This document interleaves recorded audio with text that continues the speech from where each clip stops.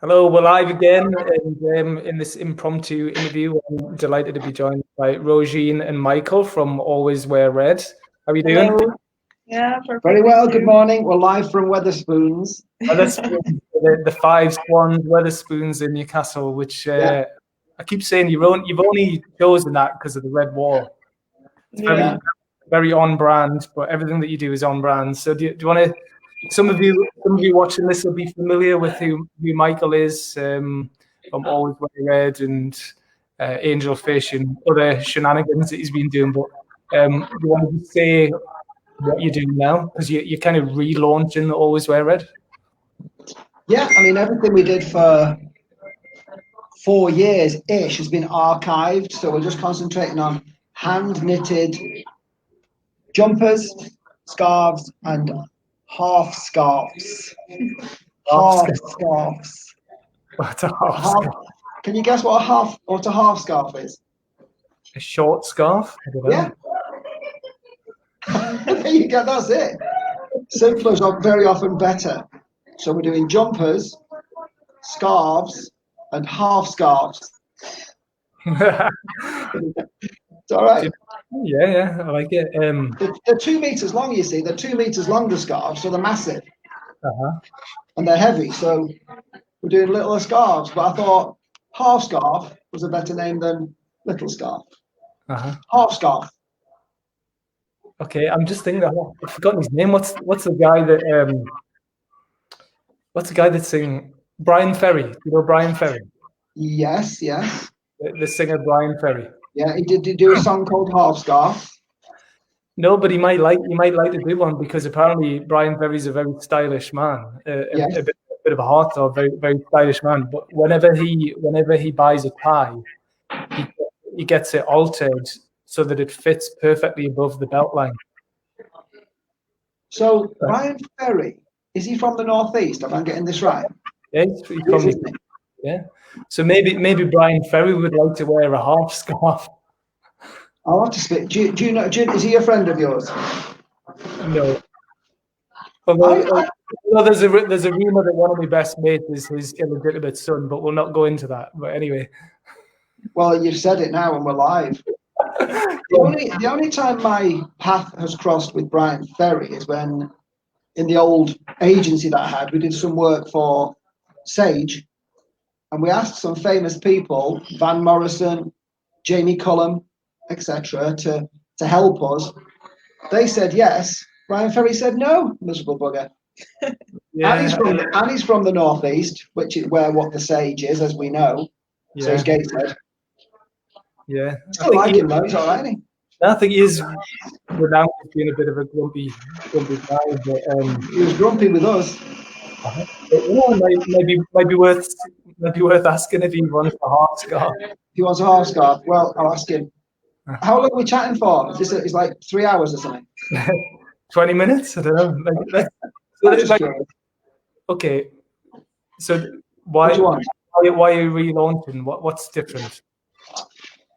The difference is precision, in a word, I suppose, because we have a claim which is, well, actually, the short story is I looked around for what I and the market would consider to be the best hand knits in the world, based on sustainability, quality, durability, wearability, all these ability words. Couldn't find anyone. And the ones that I found which were interesting came in at a £4,000 per garment plus price point. So we're talking Gucci primarily do some amazing stuff. Our stuff isn't cheap. We're into 4 figures with our knitwear, hand knits. But the short story is, Paul, I saw it as an opportunity to be the category leader globally, because nobody else was. I couldn't find anyone that was, as I say, ticked all the boxes: sustainability, durability, how it felt to wear. I mean, we've gone to a bit extreme because some of the jumpers are 3 kilograms in weight now, which is bonkers. But I wanted to do something which really stood out. And to help us to tell our story, we've got Rojin here. Just on the camera, it's backwards to where we are, so it feels a bit strange. Yeah. So there we go. But this is Rojin. I was going to say, so let's introduce Rojin, what Rojin does. I know Michael from Newcastle University, so I studied masters at East Business, and I finished I gave my dissertation 2 weeks ago, I think. So Michael was this brand maker, masters of startups, and I remember sometimes it was like we were even scared talking with Michael because he was really straight, really know what he's doing. And then I realized, yeah, I can text him and realize that maybe he can help me to understand how can I do things better. And then now that I have the opportunity to work with the brand and learn from Michael, and that is really, really good for me. Also, the Always Wear Red, when I get to know the brand and how it came along, I realize the story is really deep. And when we realize that how hard and how complex it is when a brand is coming along and knowing where they're going, you will feel that that's your family. The brand, the jumper, the scarf is your family. And saying the story of Always Wear Red and working with Michael is something that is unique for me, at least. And now that we started to learn, I realized how hard it is to be in this position to become the best and how we define best. So it's all learning for me, and it's incredible. I think the important thing, Paul, as well. By the way, am I in the frame here? Am I in? Yeah, you're in. Okay. Is we have a couple of little businesses, as you know, so we build brands for other people.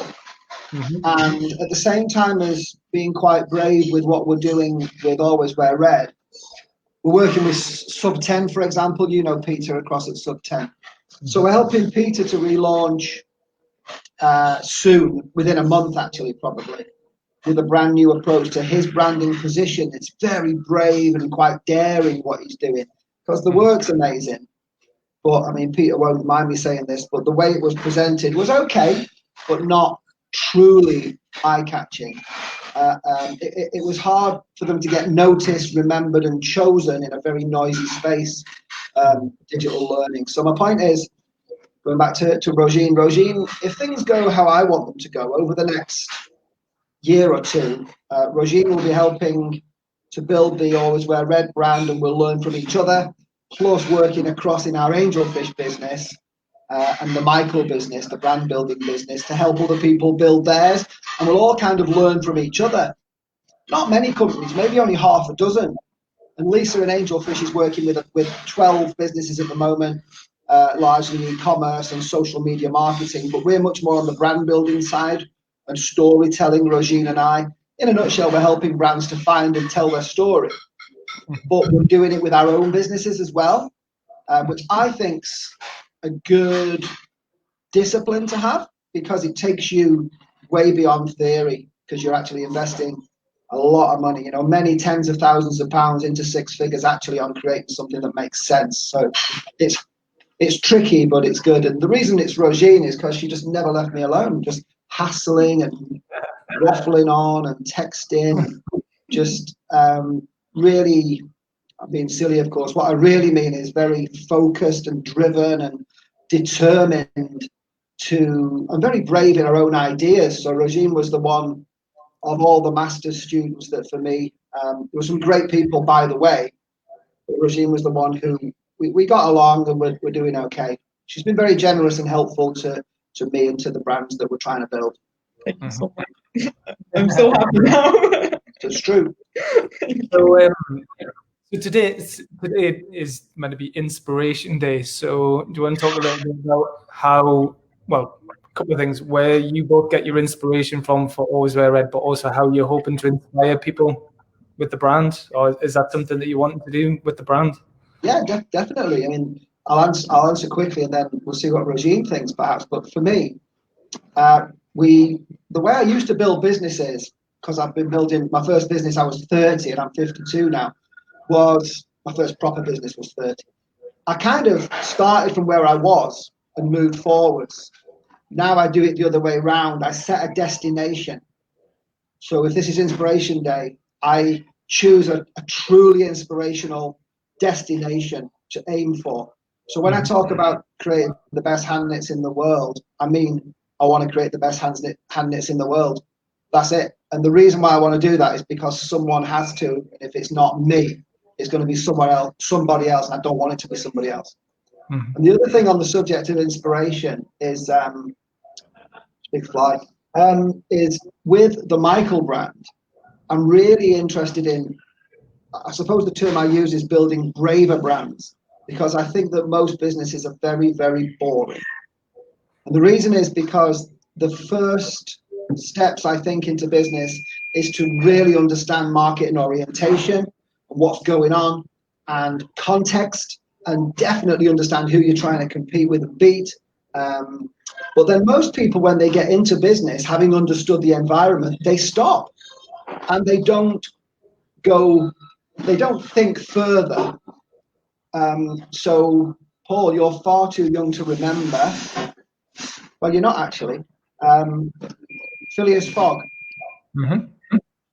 So Phileas Fogg, I think, I would probably go as far as to say is the or one of the most significant brands ever to be built in my lifetime. We're in Wetherspoon, sorry, it's a bit noisy. Ever to be built in my lifetime, because they were just mad. They didn't just make stuff up. I think they called it Punjabi Airlines, didn't they? And had cartoons of people shoveling spices off a plane. And even now we know it was at Medonsley Road concert, and there was 4 guys in the northeast, one of whom was Roger McKechnie, who perhaps remember, who, you know, built the business up, sold it for a few million quid, and they invented the category. You know, the adult snack market was something they saw as a niche and went for it. But my point is this: Inspiration Day is about bravery and going places that people haven't gone before and being pioneering, which is really scary because it's untrodden snow. There are no footprints, so you have to make the first footprints. But I think that's where the greatest rewards are. Mm-hmm. So yeah, that's how we try and inspire people to bravely. It sounds very Star Trek, and I never watched Star Trek, but they not say to bravely go where no one's gone before or something. Yeah, to go where no one's gone before. You're a bit of are you a Trekkie or a Star Wars? I'm Star Wars. You know what? I've never seen Star Wars. What? So am I your ex-friend? I don't know what you are, but you must. You know, my daughter calls me her weird friend. Me? So, no, my daughter calls me her weird friend. All right. You can be my weird friend. Well, our Isabel thinks you're a bit weird. That's good. She likes you, doesn't she? She comes and gives you a cuddle and doesn't leave you alone. Which is a good thing. Yeah. Rojin, what do you think about inspiration? Actually, it's really interesting because when we started to building up the brand, we said that we are going to do a podcast. And then every week I'm asking Michael about how this thing came along. And we actually just finished recording one. And I realized that even someone like Michael, that we think he is perfect in what he's doing and he's doing really good, during the time that he was making this brand and building it up, there were some moments that he wasn't sure. And you need to make yourself be sure about what you're going to do and never forget what you really want. And I think most of the time when people talk about with our generation is like, do whatever you want to do. It's perfect. You can do it. But I think sometimes we should realize that it will be down times that you don't know what you're doing. But with Michael and Always Wear Red, I realized that is right, and that is a part of the journey. So anytime that we feel that we are not in the right place, we should not just leave it. Yeah. That is something that most of the people do. And I'm learning to just keep going, and that's what Always Wear Red became really good, because they just kept going, I think. It's okay to get it wrong. I mean, you have to get it wrong, because I described it this morning to someone as most people that you and I know, Paul, can ride a bike, but when we first got on, we couldn't, and then we could. And then, as Rojin's just said, most of us kind of, because we're just talking about riding a bike, not building a business, we stop, and we're quite good at riding a bike. And then some people become champions and go on to race and do all that. But I think the metaphor, skipping from riding bikes to running businesses, is you have to go through crap to get to good, and you have to go through good to get to great. And that is a quote that's recognized, and I can't remember who said it, but you and I will know who it is. In fact, I'm going to find out who it is. But you have to go through good to get to great. And in some areas of what we're doing, we're really, really, really great. And in others, it's like, oh, we have to be better. All of the packaging that I put together at the beginning of Always Wear Red, we can't use going forward because it was beautiful and it was expensive and it was handmade, one box by box by box. But then I looked more closely 4 years on at the sustainability credentials, and the one, I think it's 1 micron thick matte laminate is not recyclable. So I can't make them anymore because I don't want to. Well, I can make them again, and I can get a better price because the dyes exist. But all that's going in the bin because it's not up to the sustainability credentials that I want. And it's nothing to do with the world kindness that customers are telling us that they want. I want it to be spot on. So, for example, when we launch the business next week, we're going to relaunch it with a buyback facility. So that takes sustainability beyond the sale. So if somebody wants to sell us back something that they bought and hand it, because they're meant to last for decades, we'll refurbish it, have it properly repaired and relabeled, and sell it on again. So we're keeping the ecosystem of what the new Always Wear Red's going to do. We're going to keep it going, but it's based on a belief and a desire to be better all the time. So that's what's inspiring us to come back to inspiration. Well, so I think on the inspiration, because you get inspiration from all kinds of different sources, but you have to inspire yourself as well, especially if you're trying to be pioneering and innovative, and if, like you say, if no one's done what you're doing before, it can be quite difficult sometimes. And also something I've been thinking recently, sometimes when you can literally do whatever you want, it can still be difficult to find the motivation and the inspiration to do. Like, I'm exactly where I wanted to be a year before. I'm doing exactly what I want to do, but sometimes I can't inspire myself. In the past, Paul, you and I have both worked at Project Northeast, yeah. So what was your role there? What did you do? You water the plants, did you? Yeah. Is that what you? General dog's body. I was a project manager. You were when you. Well, I was just some guy who helped people to start and grow businesses. So I was one of them. But why did I even mention it? Can't remember. Where do you want to be? You don't necessarily know where you don't know where you want to or how things are, but I think it's also, I don't think people set big enough goals for themselves. So I think what you're doing, saying to be the world's best, and it's you might not actually get there, but you will. But in the pursuit of trying to be there, you will get closer than if you never even tried. You know what I mean? Because most people's goals aren't big enough. They get to where they want to be, and then they're like, oh well, now what? So I have simplified a lot. My brain's now trying to work out why I even mentioned Project Northeast. I can't remember, but it might remember in the next few minutes. It'll come back. As the general rule, I try and simplify things and narrow focus, both in terms of who the brand is for and what the brand actually does, to try and become preeminent at the very narrowly focused offer, rather than, we all know that any brand that tries to be all things to all people will ultimately fail. I mean, even the massively broadly focused global monsters such as Amazon, they kind of know why they're there. I think Bezos is focusing on the human need, for speed and value, which is going to be still the same in about 10 years. I think he's the one that said, isn't he, don't look at what's going to change. Because we get a lot of tech companies, let's face it, who talk about the rapidity of change, but he talks about the things that are going to stay the same. But the reason I'm talking like this is simplification is a big theme with what I'm doing. But it always has been, Paul, because as you know, when I worked in business communications. I had a brand consultancy, and a creative agency, and a digital agency, and a web support services company, all under different brands, and they were all doorways to the same space.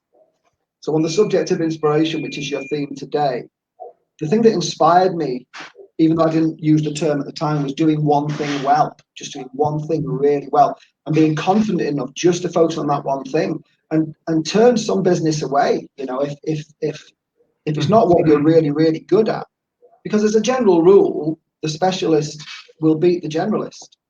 You and I have had conversations about the woman or the guy who is a plumber and a joiner and a sparky. I'd rather work with someone who's really, really great at one of them than who turned their hand to a great number of things. I think, anyway, that's the way I think. Yeah. I've got as well on their fashion brands. So I was walking through town the other day, and I was just thinking, like how the fashion brands make people like fall in love with them. Because I was thinking, I guess, about this event, Startup Week, and all the stuff we're doing, right? No matter how good you make something, like it's easy to think, oh well, this is the best event, or this is best product or best service, but people get busy and they fall out, they get distracted and they move on to new things. But the best brands, people stick with them for the whole, like once they've fallen with them. So I think so. How did they do that? Well, I would suggest that there's a brand theory that you've heard me say this before, that it's better to be different than it is to be better. The battle of better is not the most important battle. That's me sat here talking about wanting to create the best hand knits in the world. I do, because I understand the variables that need to be in place to make that happen. But the true story of the brand is the jumpers that we're creating for people are the ones that cuddle them, hand knits, that all these little things that we spit out, hand knits that hug you, and self-care you wear, because there's a movement at the moment, Paul, to persuade people to slow down. I in my 30s, I used to just be bonkers and just working like crazy. Now I when I'm off, I'm off. So the part of the change that I'm trying to make with the brand is to get people to change their behavior and maybe even change their lives as a consequence. Your question about how to get people to care about the brand, I think it's the Simon Sinek thing about don't look for people who buy what you're selling, look for people who believe what you believe. I believe that when you're off, you should be off. And when you're at your working, you should do your best work, focus on the thing that you're doing. Because, you and I have both got kids, and we've had this conversation about I'm looking at my phone when I'm supposed to be with Isabel. When I'm working, am I really totally focused on what I'm supposed to be doing? So compartmentalizing my life and my time is what I believe in as a brand. Coming back to your question, if you find a brand that also believes in similar things in the way they behave, then you fall in love with what that brand does.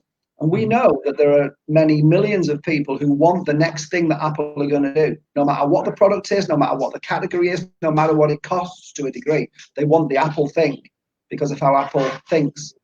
And the thing I'll mention on fashion, because you brought up fashion, is a quote from Tom Ford was, and he talks about this every new season that they work, is he reminds people that no one ever needed anything that Tom Ford has ever created. So we have to make them want it, which comes back to your question, which is how on earth do you do that?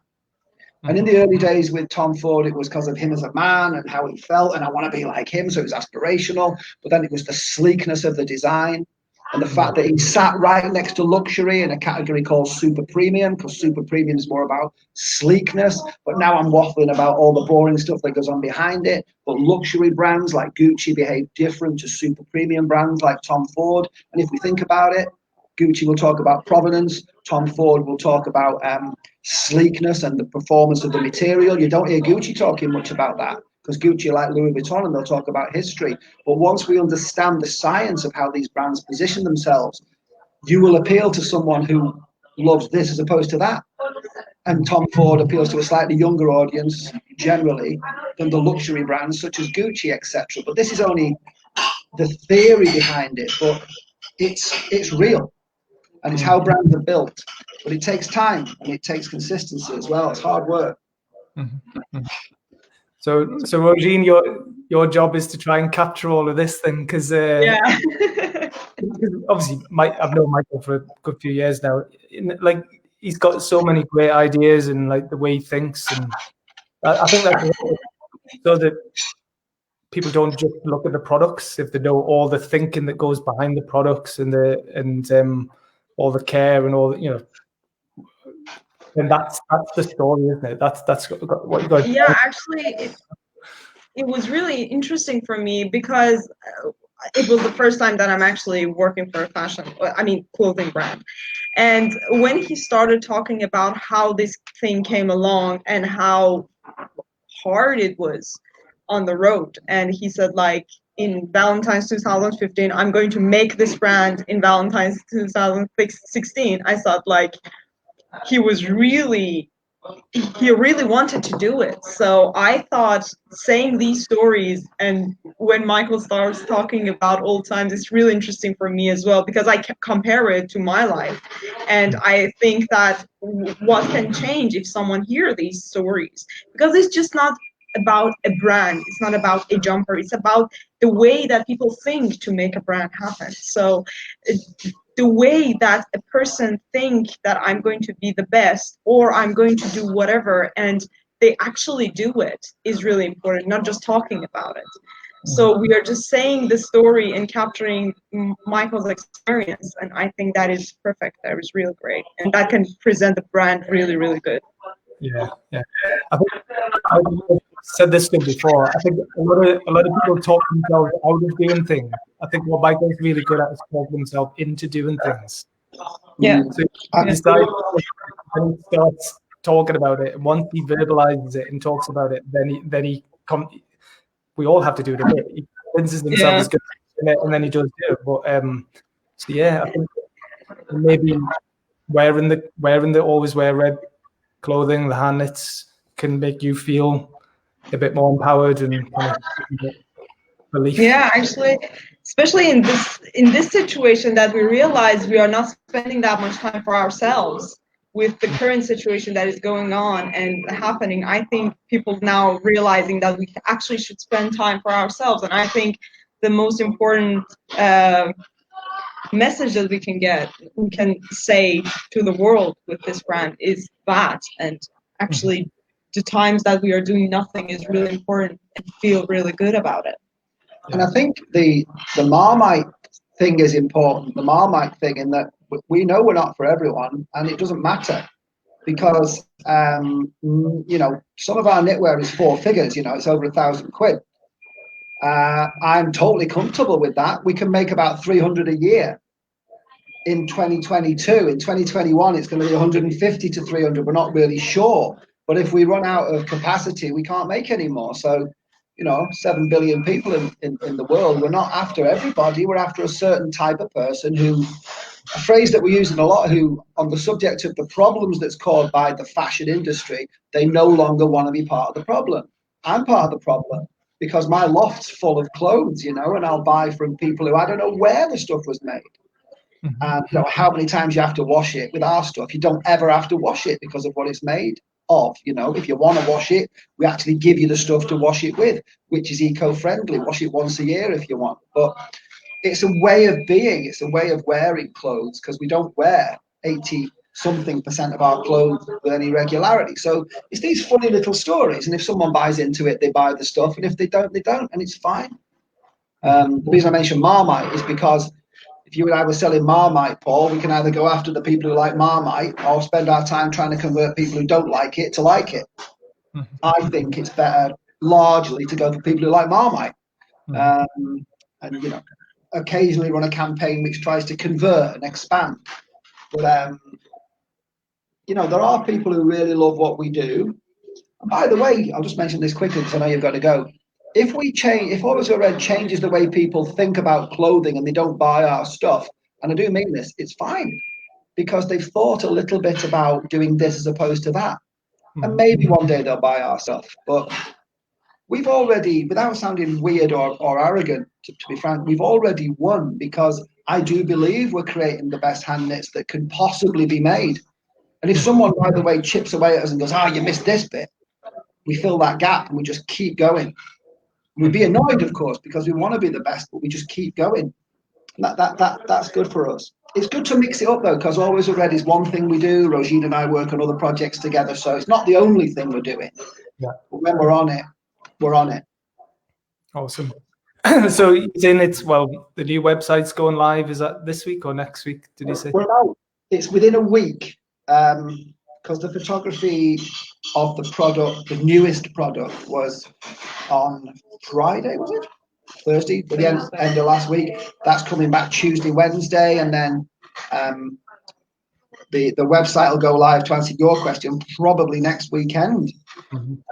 But we can, if people want to buy the stuff, Paul, we can only make 16 pieces between now and Christmas.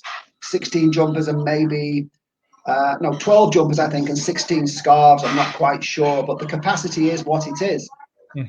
But there's a funny little, sounds a bit poncy, but kind of a concierge type service that takes you through the purchase, because we're made to order, so you can't have the stuff straight away anyway. So it's about a 6-week turnaround period where we help you to see how the product is actually being hand knitted for you or for whoever you bought it for. And I think that's a bit better than, here's a sweater.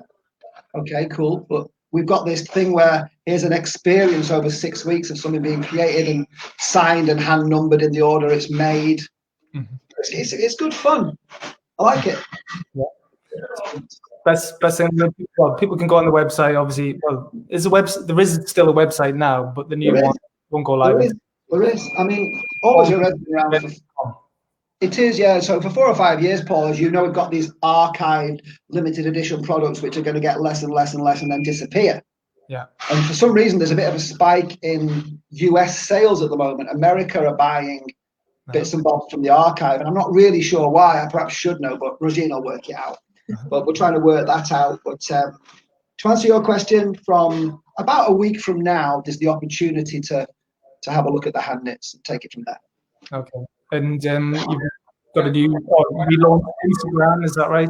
And podcast. We launched the Instagram, and we are doing the podcast and newsletter. So if anyone goes on the current website and sign up for the newsletter, they can get our podcast and they can follow us on the Instagram. We are just updating every single thing that is happening up until the new products come along. Yeah, amazing. And you probably know that. I mean, Michael is a confident guy. Like when he's talking about things that he knows and loves and understands and stuff. But like all the best creatives, he has, he's got doubt, but definitely I can tell he's feeling really confident right now. There's just the way he's talking and the way he's writing and everything he's doing. And I think part of that confidence has come from having you working alongside him, and also Steve is working behind the scenes as well. And I think you've joined in a really good time for the next chapter of Always Wear Red. And you, Paul, you're an important man. You're an important man in my life. I'm part of the story as well.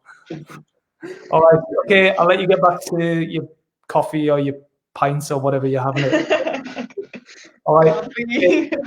Great talking to you. Bye. Thank you. Bye-bye. Bye-bye. Bye.